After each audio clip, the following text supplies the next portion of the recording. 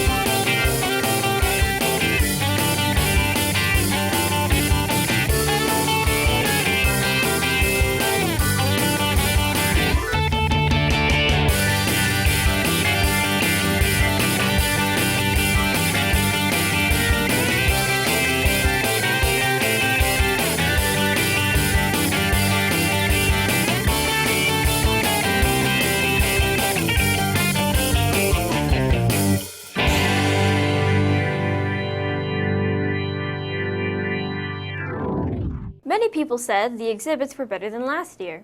The volunteers were awesome and set just the right tone, loud and noisy.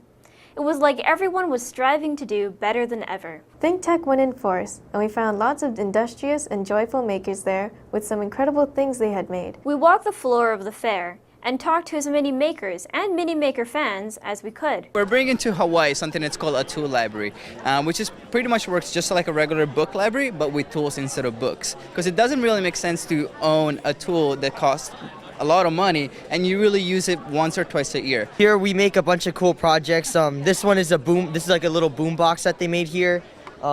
This one was made by the lower schoolers, and they made it for like their garden to like see what they were making. So as you can see, this is corn. So like they would draw it on a piece of paper, take a picture, and they cut it on like a little piece of wood. What this one was supposed to do was it was supposed to be able to fly and be able to land on water. So it's supposed to go to the Alawai, land on the Alawai, get a sample in here, and then take it back to the wet lab, which is for a biology class.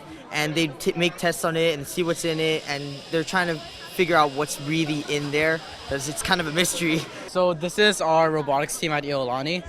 So we have two programs, FTC, which is for middle schoolers, and FRC, which is for high schoolers.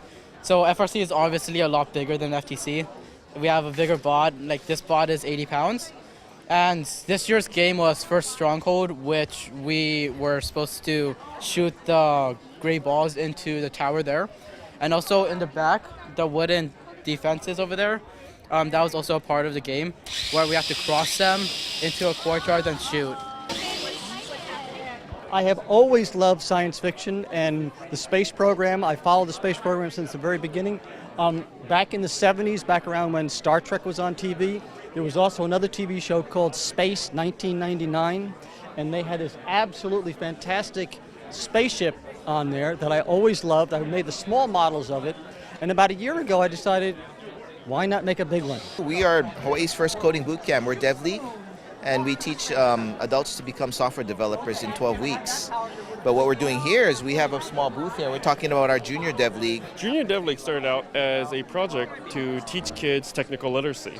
So we started with this idea of, hey, where kids really like to play, and teach kids the coding skills to make their own version of that game. We started with a class on Minecraft, where we taught kids how to modify the Minecraft game and make their own modifications. My name's Elaine, and I own Girl Genius Labs, and we make different kinds of things, usually with a steampunk, Victorian, or Industrial Revolution type theme. This is kind of a steampunky outfit. Well, my name is Nicolo, and I'm the Girl Genius Labs model. Well, one of them anyway, yeah. Hi, I'm Cole. I'm a freshman at Punahou School, and this is our booth for our school. We are all me. This is Matthew and Hayley, who's walking around right now.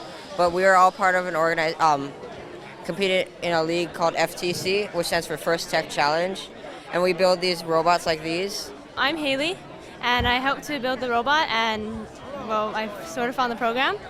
And then, so we're just driving around and demonstrating what FTC is to the crowd and the general public. So my name is Ruby Menon, and I am the artist in residence curator for the TEDx Honolulu event that's coming up this July 9th. It's on a Saturday from 10 to 6, and we have an awesome lineup for you. We have 9 speakers, a ton of interactive games and activities that are going to get people into the flow because our theme is on flow. My name is Genesis Leong, and I am the organizer for TEDx Honolulu. We're here today at the Honolulu Makers Faire to showcase TEDx Honolulu. Our focus this year is about flow, so what it means to be in the flow state. And we have everything from science to architects to musicians to artists, and our goal really is to highlight the people and the ideas here in Hawaii. My name is Eric, and I'm here on behalf of JHM Productions. We do movies, videos, documentaries, and these are some of the props we use to tell our stories. My name is Raymond. I'm part of an international group called the R2 Builders Club, and there's members all across the world. I live part-time in the San Francisco Bay Area and part-time here. And in the Bay Area, there's a whole lot of us out there who build R2D2s, and we have them at our maker fairs and all. And I knew that this one was going to be here. And so I brought R2 from Oakland, California yesterday. The illusion is broken. My name is Misty. This is Comic-Con Honolulu. It's a super awesome convention. And this convention is coming up in July. We have George Takei coming, Grant Imahara, Sean Astin, super awesome. John Barrowman is the one I'm most excited about right now. John Barrowman from Doctor Who. He's really exciting. And Erin Gray. She's also super duper exciting. She was wonderful last year. And Summer Glau from Firefly. And Kristen Bauer from Once Upon a Time. Colin Ferguson from Eureka. Katie Cook. Marcus Sarah. Howard Mackey. James Robinson. Yay. I've been a cosplayer for like 6, 7 years now. Got a degree, Bachelor of Fine Arts in Costume Design, so the hobby kind of led into a career. What I have here is an armor set I made for my husband. We competed at KawaiiCon, unfortunately didn't win, but I did win Comic-Con Honolulu last year with my Dragonair Gajinka, which is this one right here. So it's original design. So I got asked to judge for the contest this year, and I happily accepted. Honolulu Mini Maker Faire is an event where we showcase a lot of like cool projects people are doing, anything creative and cool. We do a lot of science, high tech, low tech. It doesn't matter as long as it's unique and it's new and it's something people are interested in. We want to get all of the people who are doing interesting things to share them with everyone else who might be interested in those things. My name is Carlton Higa. I am part of the Oahu Makerspace. The Oahu Makerspace operates like a gym for tools. You pay a membership and you can use all the tools. We're set up for woodworking, metalworking, blacksmithing, some electronics, and other oddball tools. Mostly the things that everyone would like to have, but either they don't have the room or their significant other won't let them make a mess, or they can't afford the tools. They can come to us and we can teach you. We can teach you how to use it and then let you go. Let you play whatever you want to do. My name is Don Kopp, and I'm here with my daughter and her 2 friends. They were curious. They wanted to see what was going on. We were here last year and they had a good time, so they wanted to come back. No, you're good. You're fine. That when you vote naked, you have to vote at home. But I've been corrected. It's not true. When you vote naked, you don't have to be at home. You can be anywhere. I'm John Shear. I'm one of the organizers for the Honolulu Mini Maker Faire. And this year it's our 3rd annual fair. So we've got makers from all over the state that have come to show what they can do to be part of the nation of makers. I just got back from Washington, D.C. I was a representative for Hawaii for the makers from throughout the country that came to celebrate the Week of Making. I came to Mini Maker Faire today because I wanted to see what people are working on. Last year there were some really incredible things, drone racing, VR, all sorts of things that you don't necessarily have your own equipment for that people were letting you try. And this time there's a lot of fun, new things, new people to see, new projects. So it's great to see the community here. These are our sumo bots. We made them in-house using open source design. We're making a kit available to anyone who's interested. And you came all the way from Kauai, right? From Kauai, yeah, representing Kauai Makerspace. What other projects is Kauai Makerspace working on? Right now we are trying to get in, or we're planning on going into the Kapa'a Library. We're going to be one of the first makerspaces in a library in the state of Hawaii. So we're working on getting that set up right now. Will you be doing sumo bots there or other projects? Yes, of course we'll be doing sumo bots. We'll also be doing classes for like Arduinos and also 3D printing, intro to CAD, a little bit of everything really. Yeah, we just finished our OC16 spot for this Sunday. And yeah, that's what we did. What is the subject? We talk about transgender students in Hawaii and policies regarding their accommodation. So yeah. Do you think a lot of things are changing? Yeah, I think it's getting better. Their policies are more inclusive, so that's good. I did the intro to virtual reality talk. It was great. We had a good-sized room. It was nice to do it.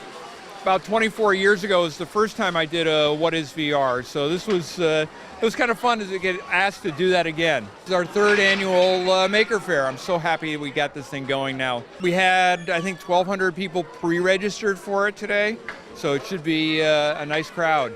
And you brought a lot of things with you from Maui. Yeah, we did. We brought a few things that are here. Over here is a model of Maui that one of our guys had cut, and there's some pictures over there. You can see of it. Over there, one of the more popular things with the kids is this marble table where the marbles roll down the funnel.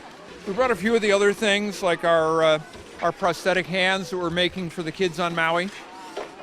And these are a wonderful open source project. Designs are shared by folks around the world.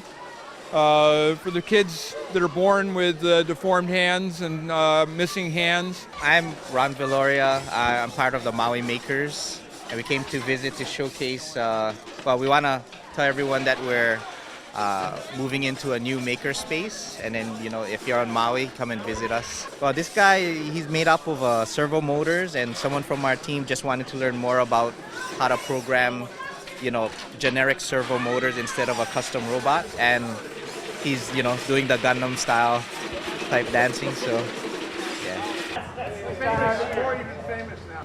Well, we are actually blacksmithing various things. We made a tomahawk earlier. We're making a kitchen knife or a cleaver. And the basic concept is to heat the steel up so that it becomes malleable. Malleable means movable. Steel, when it's hard, you can't really do a whole lot with it. When you heat it up, it becomes more like clay. A lot of experience comes in to get it there the right way. But once you understand the principles, the concepts, the temperature ranges, it's just a matter of hitting it the right direction, shaping the function into the piece. And before you know it, you've got a blade, you've got a helmet if you're making armor, you've got horseshoes, hinges, whatever you need. Back in the day, the blacksmith was kind of like the wizard of the village. The whole term of alchemy, it's based right off of blacksmithing, and a lot of times blacksmiths are very secretive, that we don't like to give up our secrets, and there's a good reason. We don't want competition. But mainly, back in the old days, you would want to have the king thinking you could change, lead into gold, and that way the king pays you. Now, if you can't turn it into gold, well, then the king usually either kills you or finds somebody else who claims they can. But yeah, there is a lot of mysticism behind the old or the early blacksmiths. In Japan, they would go and they would dig up all the ore from the rivers. They would bring it into their hut or their smithy shop. They wouldn't let anybody see what they were doing. It was at night, and they kept everything secret. And so you see dirt come in and swords come out, and they don't know how it happens.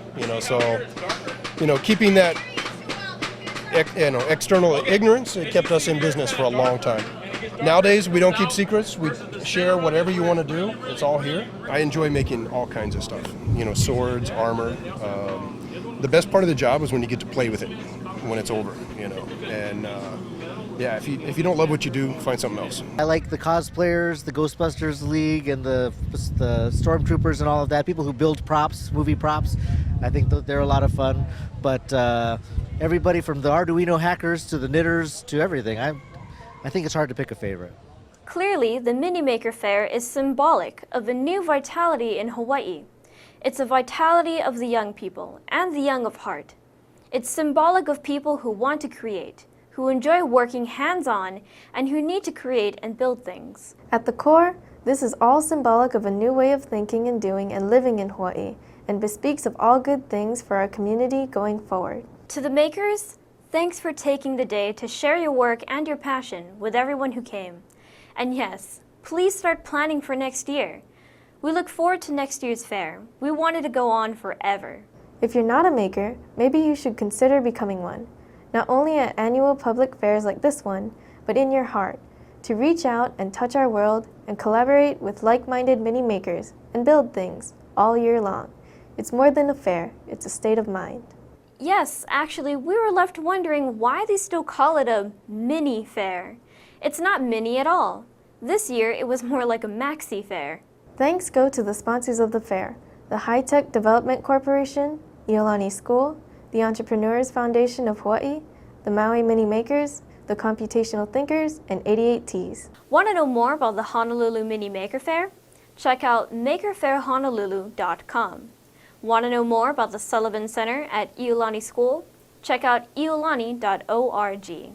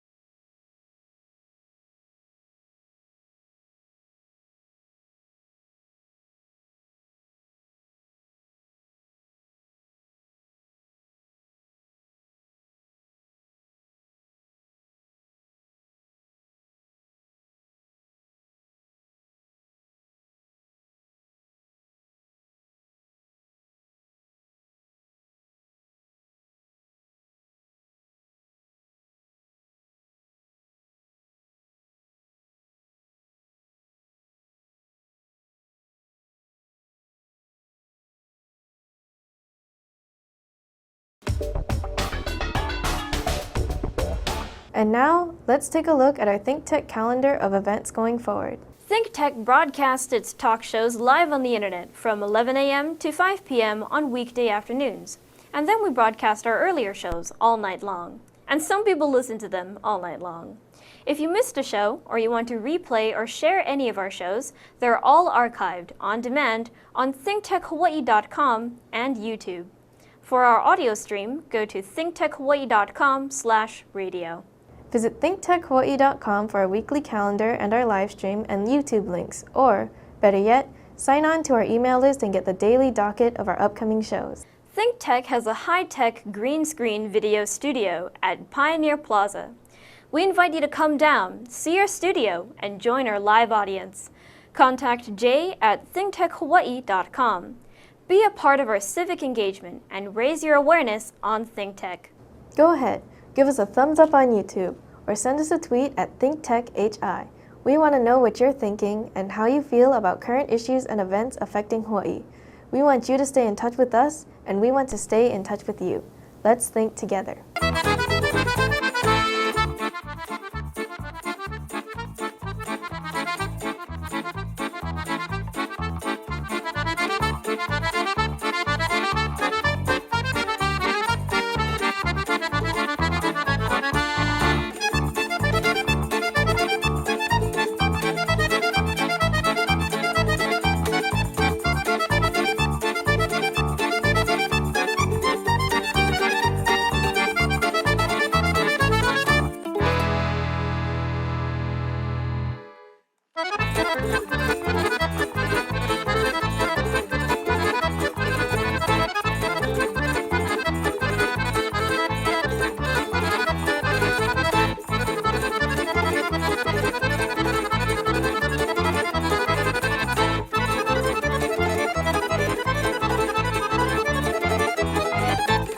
Join us and raise your awareness about the critical changes affecting and taking place in Hawaii.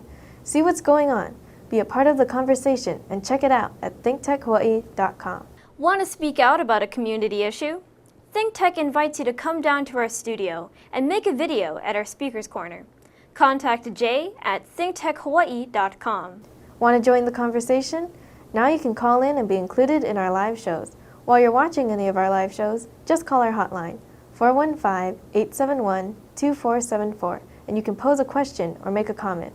We look forward to getting your call. And now, here's this week's ThinkTech commentary. I'm Maryann Sasaki with this ThinkTech commentary. I begin by reading the Second Amendment. A well-regulated militia being necessary to the security of a free state, the right of the people to keep and bear arms shall not be infringed. We have been witness to numerous brutal public slayings in the past week and months. In the last month, 49 people were killed in Orlando. Daily, dozens are killed. 2 noteworthy cases of police shootings elicited comment from the president, and now 5 police officers slain in Dallas. Many things can be said about these events. The LGBTQ community was targeted, the police target African Americans, or racial enmity caused the deaths of the Dallas policemen. People will differ on how to characterize these events.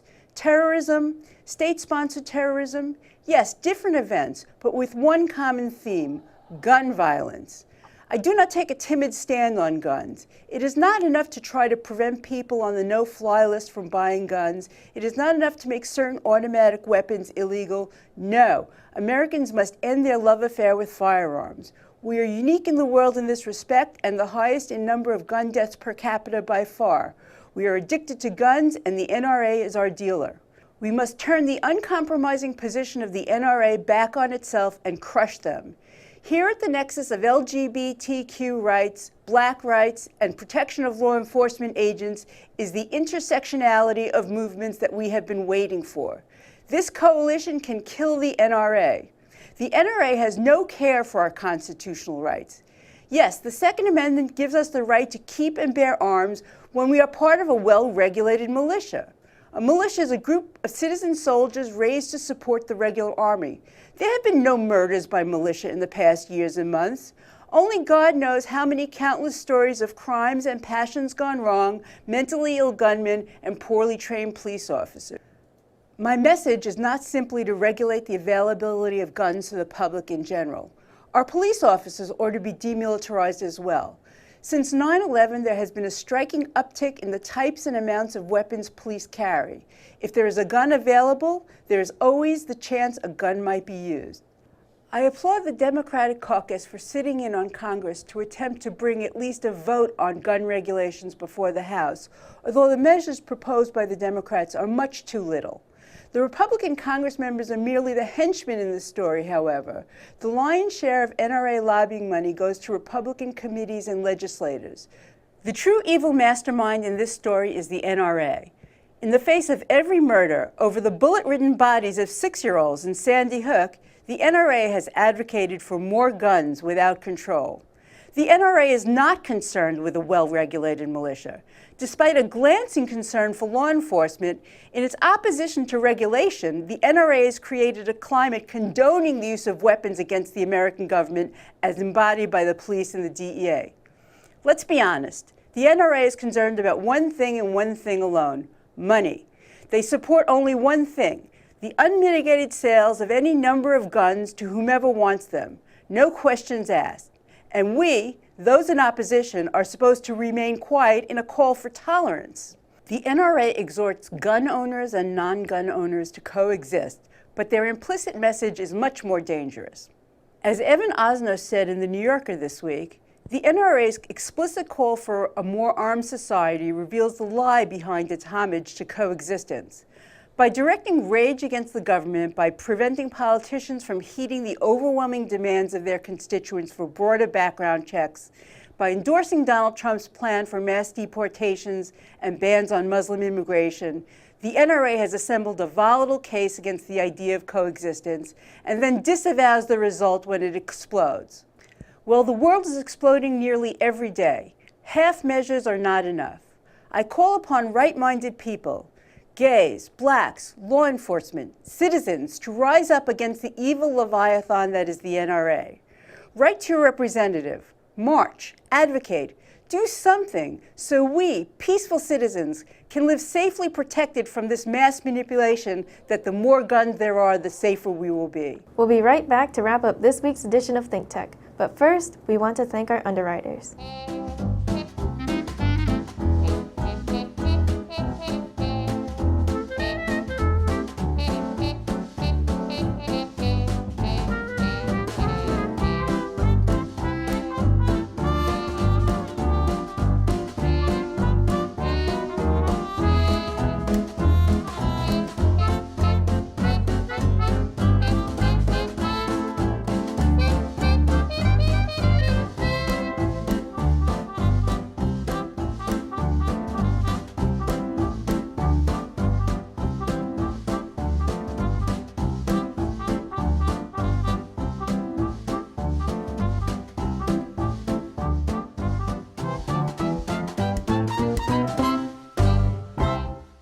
Okay, Hayley, that wraps up this week's edition of ThinkTech. Remember, you can watch ThinkTech on OC16 several times every week. Can't get enough of it, just like Jay Fidel does. For additional times, check out oc16.tv. For lots more ThinkTech videos and for underwriting and sponsorship opportunities on ThinkTech on OC16, visit thinktechhawaii.com. Be a guest or a volunteer, a producer or an intern, and help us reach and have an impact on Hawaii. Thanks so much for being part of our ThinkTech family and for supporting our open discussion of tech, energy, diversification, and globalism in Hawaii. You can watch this show throughout the week, and tune in next Sunday evening for our next important weekly episode. I'm Dymond Cabildo. And I'm Hayley Ikeda. Aloha, everyone.